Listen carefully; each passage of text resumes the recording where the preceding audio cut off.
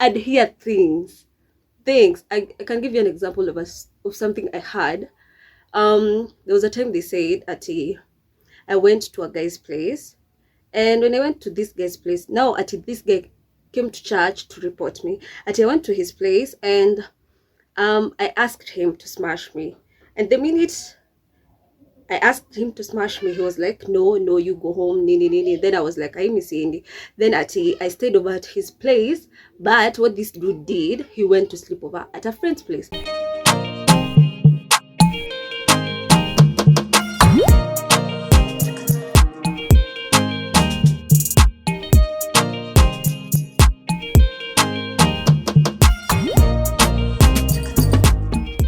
Hey, you lovelies, welcome back to my Queen with your girl, your Dolly Foxy Queen Arcade Dolly, and we're back again with a new episode. I'm really sorry, guys. I wasn't able to post a new episode last week due to some unavoidable circumstances, which includes school. But now I'm back again with another banger. Thank you so much for all those who've been sharing, liking, and commenting to my videos. Kindly continue giving me that support. It means a lot, and may the Lord bless you, and especially those who've been sharing to their friends. Thank you. Going straight to our video for today, I'm going to be talking about church hurt. For those of you who don't know what church hurt actually means, it's defined as pain that has been inflicted by a religious organization, specifically the church. And for a while, it has been a topic that wasn't well addressed, but now we can see people coming out and being like, okay, I was in the church, or I'm in the church, and this happened to me, and it broke me in a way. And also to note that the church is not the problem, but the Christians are the problem. You know, mostly mtu akisema, oh, I got hurt in the church, it seems like the church is the problem, but it's not really the church, but the people in the church. And in the past, people could mostly not talk about it because of the representation of God in the church. So unaanza kuona, if you come out and talk about it, it's like you are unakosea God, but it's not like that, because yet ni God cause this hurt. It's the people. And also I can say that God not only dwells in the church, but everywhere else. But so Christians mostly act like God is just in the church and not in the outside world. So they think that they can take advantage of the church to cause other people hurt through their gossip, their judgment and condemnation, without realizing that no, not really. It's not supposed to be like that. We should go to church to spread joy, to spread love, to spread peace. But now we find that it's the opposite. When you go to the church, you don't find those things, by the way. Outside, you can find those things, but when it comes to the church, you don't find those things. Instead of Christians correcting at each other with love, unapata hapo ndio wana go behind each other's back, stabbing each other, wanna stab each other. And personally, I've gone through church hurt. There was a time church made me depressed. For real, I was totally depressed because of the church, and mostly it was due to the things I'd hear, what people would say about me. Then I'd be like, wow, mbona mnibebe hivyo. And that time I was serving in the praise and worship team, so I was like, wow, so you guys can see me like this. You guys are actually seeing me like this. And funny enough, they'll talk behind your back, and nobody will ever come to you and be like, okay, is this and this true? Is this and this what happened? Is this who you are? You know, they'll never come to you like that, and it can really break you if you're not careful. And for me, it broke me. For real, it broke me so much. I'd hear things. I can give you an example of something I had. There was a time they said I went to a guy's place, and when I went to this guy's place, now this guy came to church to report me. I went to his place, and I asked him to smash me. And the minute I asked him to smash me, he was like, no, you go home, nini. Then I was like, I miss Andy. Then I stayed over at his place. But what this dude did, he went to sleep over at a friend's place. This is something I heard. Then I'm like, kwani iko mtu anatumia mwili yangu or something, cause this is not me. I've never done something like that. But hakuna mtu anakuja kukuuliza ati, okay, did this and this actually happen? Is it true? but they chose to believe that, in the sense that so unaanza kuona watu na kuangalia in a funny way, then unasikia huyu anajua, huyu anajua, huyu anajua, huyu anajua, huyu anajua, and hakuna chance umepoa ya kuji-explain at ukwe like, okay guys, this is not true, this is not okay, whatever was said is not actually what happened, or it never happened. But nobody ever came to me, and it wasn't just the only thing I had a lot of things, and hiyo ni time bado na struggle na self esteem yangu. So imagine when you're struggling with the self esteem, then unasikia shit kama hizo, so you are already questioning yourself, because ile za okay, or did I ever do something like that and I forgot. You know, the pressure was too much that I'd actually even questioned myself, like, okay, can you try to remember? Maybe you've ever done something like this, when I had never ever done something like that. And it happened for so long. Yani, Mimi, I know it happened for so long. Yani, you continuously hear your name around. This, wewe umefanya hii, anga umefanya hii, anga umefanya hii, anga umefanya hii. And you just feel stuck, because you could like, maybe because at that time, during that period, I couldn't leave church, because mostly I felt like if I left, maybe they'd say that, okay, this and this is actually true. You see, she left. So I had to stand through that and not leave.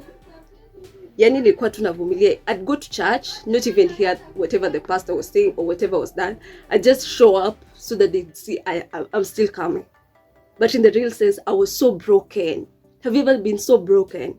But also, during that period, I became really close to God, because I knew that whatever other people were saying, He knew me better. So I'd go to Him and be like, give me strength to actually get through this, because it was messing up with my mental health. Nilikonda. I used to cry myself to sleep, because I'd be like, mimi sijakosea mtu. Why are they coming up against me? Neni naambia God, just make it stop.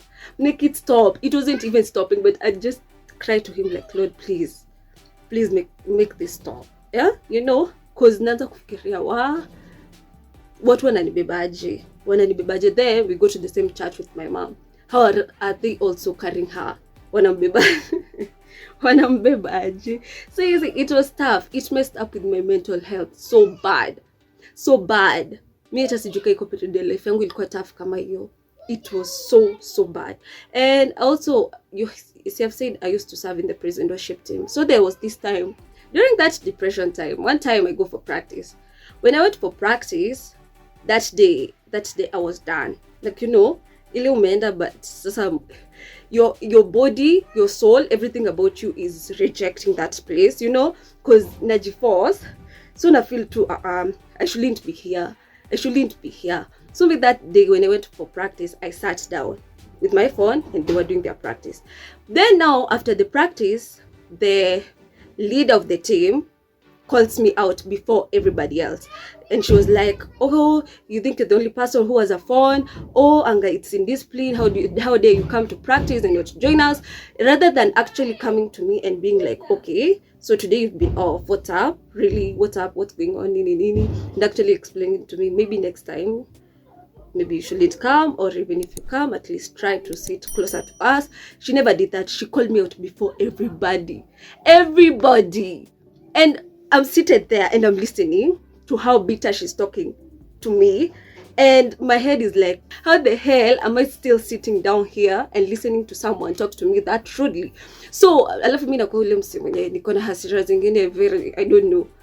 Mimi ni tu hasira na pia machozi. You get? Like, I'm sensitive and you know. So at this point, I'm shaking with anger, but I'm also feeling the tears wanting to come. Then akamaliza, then somebody else akachukulia hapo ati akaanza kuquote Bible ati oh, you know, whoever doesn't like reproof, sikuna hiyo verse ya mwenye pendi kukorektiwa anga is stupid. Imagine nimetoka kuongeleshwa hivi, then somebody else takes over to make me even feel more stupid. So at that moment, mimi, I don't even know how I stood up. Niliamka, I picked my bag, I was gone. I was out. And I remember when I was walking home, I told God, you know what, your girl is done. I'm really done.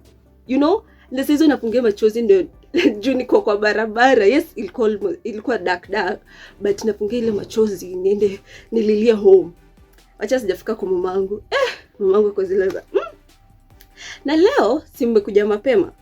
Mimi I don't know. Mimi I'm the kind of person, if I hear my mom's voice I break down. So this moment vile tu aliniuliza ati leo simekuja mapema sana na niko kwa shop yake, kwa shop yetu yani, I started crying hapo kwa shop. Like kuna customers but mimi I couldn't take it.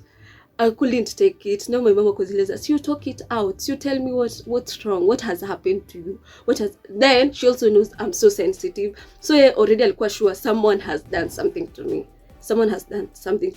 Then mimi nikachukua tu key nikaenda nililia.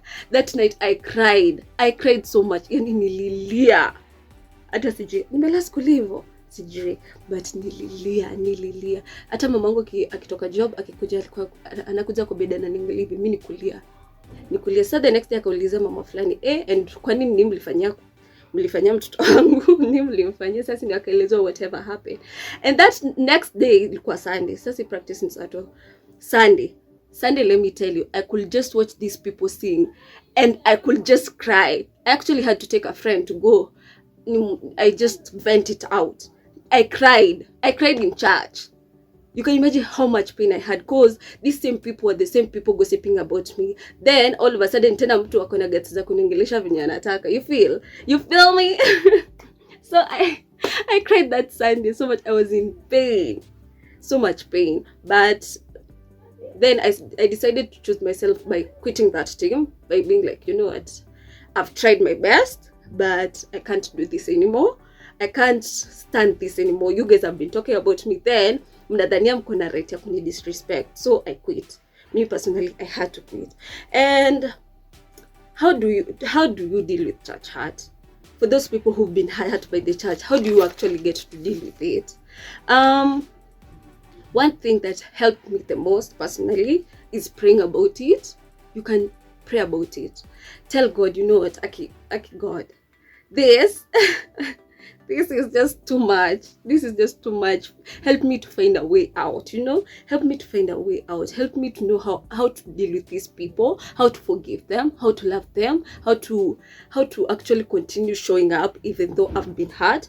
It's really important to pray about it. God gives you strength. He'll give you strength. He'll strengthen you to be able to stand during those moments. Because unajua iko watu tu wanaenjoy kukubreak. Wanataka kuona sasa umefika your limit, But what you can do is continually pray about it and ask God to help you, because He understands and He actually knows the reasons and why you're going through whatever you're going through. And also, you can also speak up if you can. If you're bold enough. Me personally, it happened for so long because I couldn't speak up. I used to just hope better days would come, but I wasn't able to speak up. But if you're able to speak up, just speak up. Confront people. If it's the rumors, if you're able to confront someone, confront them. No mwambie hapana, whatever you're saying about me, I cannot condone it. I cannot condone such behaviors. Speak it up. Unajua pia hii woga ya kuogopa watu ndio inatumaliza kwa kanisa. Cause uko like, ni so and so, I can't go to them, nini. If you're able, go and tell them. Go and face them. Go and face them. Also, you can seek help or talk about it with someone who's close to you or someone in the church who you feel like you can trust. You can just go to them and be like, this and this is happening to me in the church and it's killing me. Talk to them. You can be there. Let me tell you, unaweza share na mtu na kusaidia so much. Labda ata speak up on your behalf. Labda ata advise on what to do. But usiache your pain is stay inside you. It can kill you. It can even kill the relationship you have with God. Utakuwa like, hawa ndio watu wanajiita Christians. Hawa ndio watu wanasema they believe in God. Then I'd rather not be that, But when you speak up, when you talk to someone, they can help you to still maintain the faith and to continue holding on to the hope of things getting better. Another thing is taking a break. Choosing yourself by taking a break. If things are so tough, if the conflict among you and someone it's getting so messy, you can actually pull yourself out of it for a while just to get peace juu the church inaweza kukosesha amani. Unaweza enda church na hakuna kitu unasikia, so you can just take a break out of the church. Unakaa tu home for a few Sundays until ile time uta feel okay, now I'm ready to go back. And in case you are the problem in case you are the one causing the conflict, or in case whatever they are saying is true, it's really important to change. Usikue sasa umekuwa so stubborn that you can't change. If it's true, if it's whatever is being said, or it's true, just change. Take it as a what do you call this, as a correction. Yeah. And also you can change your place of worship. Hakuna place imeandikwa ati you can only go to one church. If your church imekuwa too much for you, don't quit church, but you can change the place where you go to worship. Go to a place where you'd feel like you're more comfortable, a place where you can serve. That's very important. But don't quit on God. Don't give up on God. Don't usifike to point ati sasa hautaki stories za God or what people did, just change. Kuna churches mingi ikikushinda hii ende ingine. Hata jobs watu jaribu hii baka eventually wanatoboa. And how can the church help with dealing with the church heart? How is the church coming in to help us deal with the conflicts in the church? Mostly I haven't seen something that the church is really doing, especially where I go to. Uoni kitu yenye watu wanafanya inasaidia kudeal na hizi vita ziko katikati ya watu. But I feel one thing the church can do is coming up with conflict management departments, whereby kunaweza kuwa na a specific person in charge or people in charge who wenye wamesomea ama wenye they're wise enough to deal with conflicts. Juu itasaidia, at least unaweza ketisha watu wawili na mpate hata ikuwa issue kubwa, haikuwa issue kubwa juu mmeongea, at least mmeanza kujua maybe ulisema hivi juu ya hivi, maybe ulifikiria hivi juu ya hivi. By sitting together and analyzing, that's what the church should do. Come up with conflict management departments, because people are fighting in the church, either silent battles or real battles that now hawajui ku navigate through them, and Christians should also check their own hearts. Hiyo one of the biggest problem in the church. We are checking other people's hearts and their dressing and their whatever, but we are not able to acknowledge our own faults.